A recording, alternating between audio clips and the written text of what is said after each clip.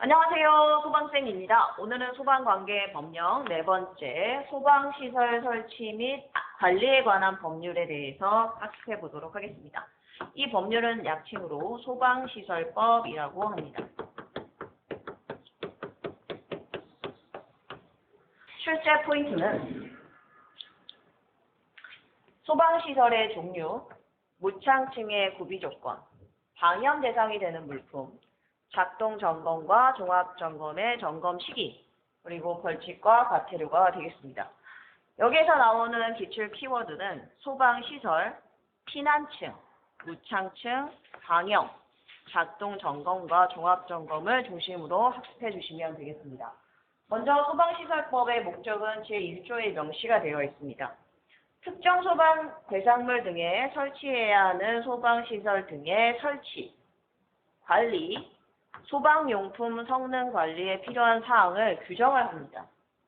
규정하는 이유는 국민의 생명과 신체 재산을 보호하기 위해서입니다. 두 번째 목적은 공공의 안전과 국리 증진에 이바지하기 위해서 소방시설법이 마련되었습니다. 다음은 여러 가지 용어를 살펴보도록 하겠습니다. 용어는 제2조에 명시가 되어 있는데 1. 소방시설이라는 것은 소, 경, 비, 활, 용 5가지가 있습니다. 소화설비, 경보설비, 피난구조설비, 소화활동설비, 소화용수설비 이 5가지를 반드시 여러분들이 암기를 하셔야 되는데 외우실 때는 소경, 피, 활용 이렇게 기억해 주시면 암기가 쉬울 것 같습니다. 별표 하나. 다음 중 소방시설법의 종류가 아닌 것은 이라고 많이 출제가 되고 있습니다. 두 번째, 소방시설 등에 대해서 살펴보도록 하겠습니다. 소방시설의 개념의 비상구와 소방 관련 시설을 포괄하는 개념이 되겠습니다. 세 번째, 특정 소방 대상물 보도록 하겠습니다. 소방 대상물 중에서 특정이라는 단어가 붙으면 소방시설을 설치해야 하는 소방 대상물이다 라고 여러분들이 개념을 잡아주시면 되겠습니다. 물론 건축물 등의 규모나 용도, 수용, 인원 등을 고려를 해야 합니다. 네 번째, 피난층 보도록 하겠습니다. 별표 2개. 피난층이라는 것은 곧바로 지상으로 갈 수 있는 출입구가 있는 층으로 외우실 때는 곧 지출한다 라고 외워주시면 되겠습니다. 그런데 건축법에서의 피난층과 소방시설법에서의 피난층의 개념이 조금 다릅니다. 그림을 보시면 초고층 건축물이 있습니다. 초고층 건축물의 경우에는 30개 층마다 1개소 이상 이와 같은 피난 안전구역을 설치를 해야 되는데 이 구역을 우리는 피난층이라고 합니다. 하지만 곧바로 지상으로 갈 수는 없겠죠. 따라서 건축법에서 말하는 피난층이라는 것은 곧 지출 플러스 피난 안전구역을 포함하는 개념이라고 기억하시면 되겠습니다. 소방시설법에서의 피난층은 이와 같이 지금 이 바닥 면적이 있는 부분이 1층이 되겠습니다. 그리고 그 아래 지하 1층이 있습니다.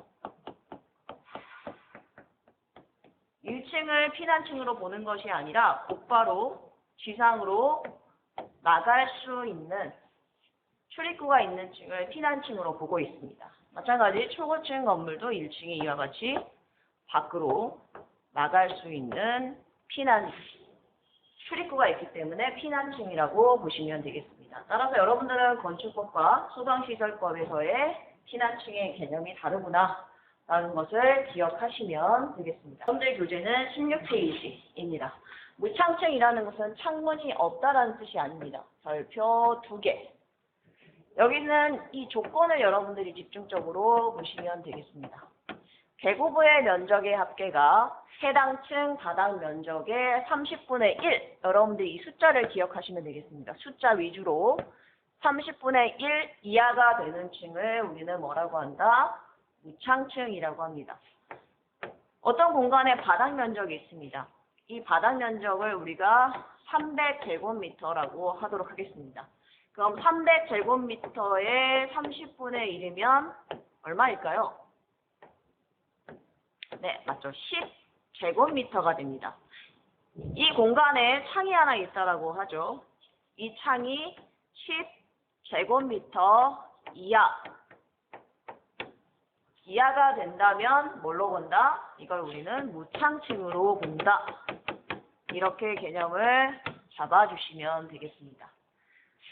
크기는 그림으로 기억하시면 되겠습니다. 지름 50cm 이상이어야지 이 원을 우리가 사람이 통과할 수 있습니다. 그리고 바닥면으로부터 1.2m 이하, 이때 이하, 이상 이런 단어를 여러분들이 꼭 주의 깊게 보셔야 됩니다. 그래야지 키가 작은 사람도 이 무창층을 통해서 밖으로 탈출할 수 있습니다. 근데 탈출을 했는데 막혀 있으면 안 되겠죠? 그래서 도로 또는 차량이 진입할 수 있는 빈터를 향해야 합니다. 그리고 탈출을 하고 싶은데 창살이나 장애물이 있으면 탈출할 수 없겠죠. 따라서 화재 시에 건축물로부터 쉽게 피난할 수 있도록 창살이나 장애물이 설치되어 있지 않아야 합니다. 그리고 내부 또는 외부에서 쉽게 부수거나 열 수 있어야지 소방관님들이 탈출을 도울 수 있겠죠. 이 내용을 가지고 바로 문제를 풀어보도록 하겠습니다. 1. 곧바로 지상으로 갈 수 있는 출입구가 있는 층을 우리는 뭐라고 했죠? 네, 맞습니다. 피난층이라고 했습니다. 두 번째 문제 보도록 하겠습니다. 무창층에서 개구부의 크기는 지름 50cm 이하일까요? 이상일까요? 네, 이상이 되어야지 뚱뚱한 사람도 통과할 수 있겠죠. 그럼 바닥면으로부터 개구부 밑부분까지 높이는 1.2m 이내일까요? 초과일까요? 네, 이내이어야지 작은 사람도 개구부를 통해서 탈출할 수 있겠죠. 그래서 여러분들이 이상인지 이내인지에 대해서 이미지로 기억을 하시면 좋을 것 같습니다. 다음은 세 번째 방염에 대해서 보도록 하겠습니다. 방염에 보면은 KC 인증이라는 마크가 있습니다. 저희 사무실에서 찍은 사진인데 우측 보도록 하겠습니다. 한글로 방염이라고 되어 있고 가운데 KC 마크가 이렇게 표시가 되어 있습니다. 그렇다면 우리가 자주 봤던 KS 마크가 있습니다.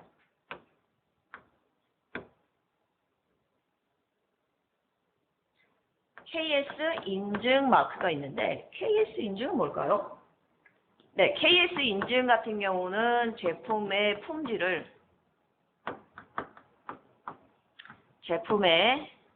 품질을 인증해 주는 것이고, 여기 나와 있는 KC 마크는 제품의 안전성을 인증해 주는 것입니다.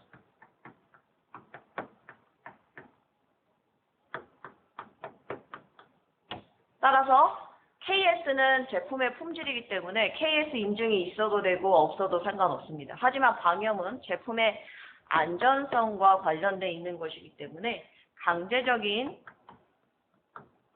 의미를 띠고 있습니다.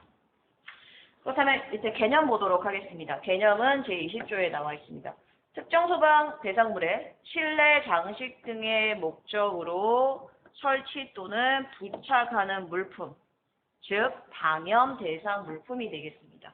이 물품들은 방염 성능 기준 이상의 것으로 설치해야 한다라는 것이 되겠습니다.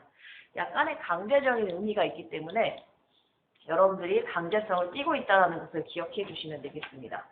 그렇다면 이러한 방염 대상이 되는 물품은 뭐가 있을까요?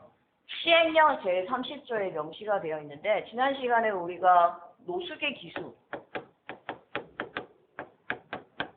기수라고 외운 적이 있을 겁니다. 노숙의 기수 말고 오늘은 노숙의 다수, 이렇게 기억해 보도록 하죠. 노유자 시설인 경우에는 방역 물품을 설치해야 됩니다. 그리고 숙박시설, 의료시설, 그리고 다중이용이 없으니까 많은 사람들이 이용하는 곳, 음식점, PC방 등과 같은 곳을 의미합니다. 그리고 수련시설이 되겠습니다. 숙박이 가능한 수련시설, 그 밖에 교육연구시설 중에 합숙소, 그리고 방송국 촬영소, 그리고 근린생활시설 중에서 의원조산원, 산후조리원 등등등이 있습니다. 9번 보도록 할게요. 9번. 9번은 여러분들이 주의 깊게 보셔야 되는데 건축물의 옥내에 있는 시설로서 문화 및 집회시설, 종교시설, 운동시설의 경우에는 방역물품을 설치를 해야 됩니다. 그렇다면 옥내가 아니라 옥외라면 어떻게 해야 될까요? 옥외면 방역물품을 설치해야 될까요? 설치하지 않아도 될까요? 네, 맞습니다. 옥외라면 방염 대상이 아닙니다. 따라서 여러분들이 옥외인지 옥내인지 반드시 살펴보셔야 되겠죠. 그리고 운동시설 중에서 수영장은 제외가 됩니다. 왜냐하면 물이 많은 곳이기 때문에 굳이 방역물품을 설치하지 않아도 됩니다. 따라서 수영장은 제외된다. 이 부분을 기억하시기 바랍니다. 다음 10번. 층수가 11층 이상인 건물 내 매장이나 공용 부분 전체라고 했는데 아파트는 제외한다라고 했습니다. 따라서 아파트의 경우에는 11층이 넘는 경우라도 방염 대상이 아닙니다. 아파트는 11층 이상이 되더라도 방염 대상이 아닙니다. 그래서 아파트는 제외된다. 수영장은 물이 많아서 제외된다. 옥외는 제외된다. 옥내에 있는 것만 해당한다. 이 부분을 주의 깊게 보시면 되겠습니다. 다음은 방염 대상이 되는 물품을 같이 보도록 하겠습니다. 시행령 제31조에 나와 있는데 아래 동그라미 1번에 있는 내용은 무슨 내용이냐면 방염 처리 선 제품입니다. 그래서 적어볼게요. 방염 처리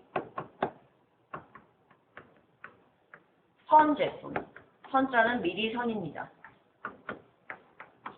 즉 공장에서 미리 뭘 한다? 그렇죠. 방염 처리를 한다라고 여러분들이 기억하시면 되겠습니다.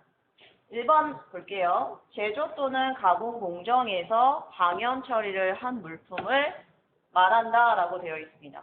창문에 설치하는 커튼인데 블라인드를 포함하고 있고 카펫 두께가 2mm 미만인 벽지류도 포함이 됩니다. 그런데 종이벽지는 제외되기 때문에 종이벽지는 아니다. 전시용 합판, 목재 또는 섬유판 이런 것들도 공장에서 미리 방염 처리가 되어서 나옵니다. 그 밖에 어떤 것들이 있는지 다 보도록 하겠습니다. 무대용 합판, 목재, 섬유판, 안막, 무대막, 섬유류 또는 합성 수지류 등의 원료인 소파, 의자. 의자는 단란 주점, 유흥 주점, 그리고 노래 연습장만 해당이 됩니다. 즉, 의자의 경우는 여기 이 장소에만 선처리된다. 선처리된 의자를 사용한다 라고 기억을 하시면 되겠습니다.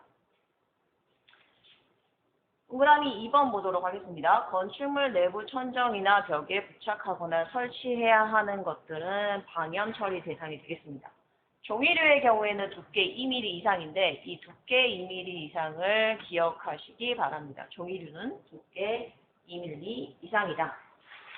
합판이나 목재를 보도록 할게요. 합판이나 목재는 공장에서 선처리해서 나오지 않습니다.